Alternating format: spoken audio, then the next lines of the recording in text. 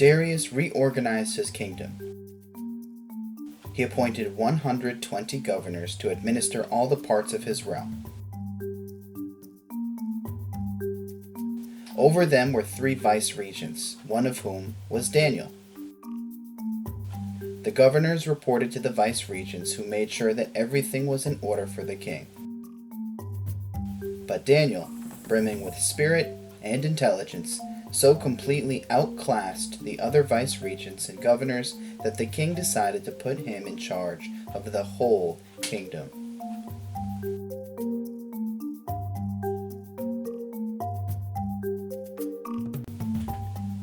The vice-regents and governors got together to find some old scandal or skeleton in Daniel's life that they could use against him, but they couldn't dig up anything. He was totally exemplary and trustworthy.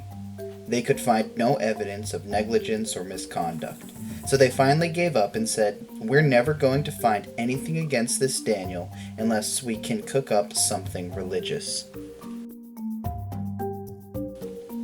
The vice-regents and governors conspired together and then went to the king and said, "King Darius, live forever. We've convened your vice-regents, governors, and all your leading officials and have agreed that the king should issue the following decree. For the next 30 days, no one is to pray to any god or mortal except you, O king. Anyone who disobeys will be thrown into the lion's den.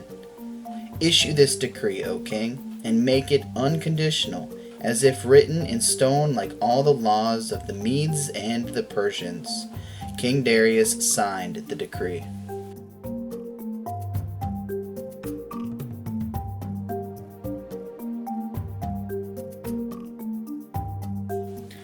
When Daniel learned that the decree had been signed and posted, he continued to pray just as he had always done. His house had windows in the upstairs that opened toward Jerusalem. 3 times a day he knelt there in prayer, thanking and praising his God. The conspirators came around and found him praying, asking God for help. They went straight to the king and reminded him of the royal decree that he had signed. "Did you not," they said, "sign a decree forbidding anyone to pray to any god or man except you for the next 30 days, and anyone caught doing it would be thrown into the lion's den?" Then they said, "Daniel, one of the Jewish exiles, ignores you, O king, and defies your decree. 3 times a day he prays." The king caved in and ordered Daniel brought and thrown into the lion's den. But he said to Daniel, "Your God, to whom you are so loyal, is going to get you out of this." A stone slab was placed over the opening of the den. The king sealed the cover with his signet ring and the signet rings of all his nobles, fixing Daniel's fate. The king then went back to his palace. He refused supper. He couldn't sleep. He spent the night fasting. At daybreak, the king got up and hurried to the lion's den. As he approached the den, he called out anxiously, "Daniel, servant of the living God, has your God, whom you serve so loyally, saved you from the lions?" "O king, live forever," said Daniel. "My God sent his angel, who closed the mouths of the lions so that they would not hurt me. I've been found innocent before God and also before you, O king.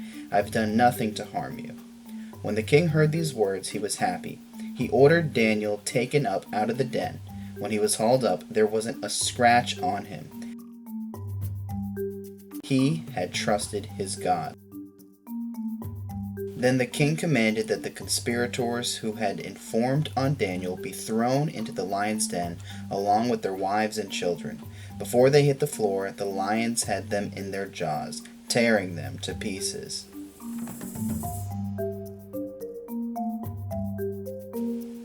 King Darius published this proclamation to every race, color, and creed on earth. "Peace to you, abundant peace. I decree that Daniel's God shall be worshipped and feared in all parts of my kingdom. He is the living God, world without end. His kingdom never falls. His rule continues eternally. He is a savior and rescuer. He performs astonishing miracles in heaven and on earth. He saved Daniel from the power of the lions." From then on, Daniel was treated well during the reign of Darius and also in the following reign of Cyrus the Persian.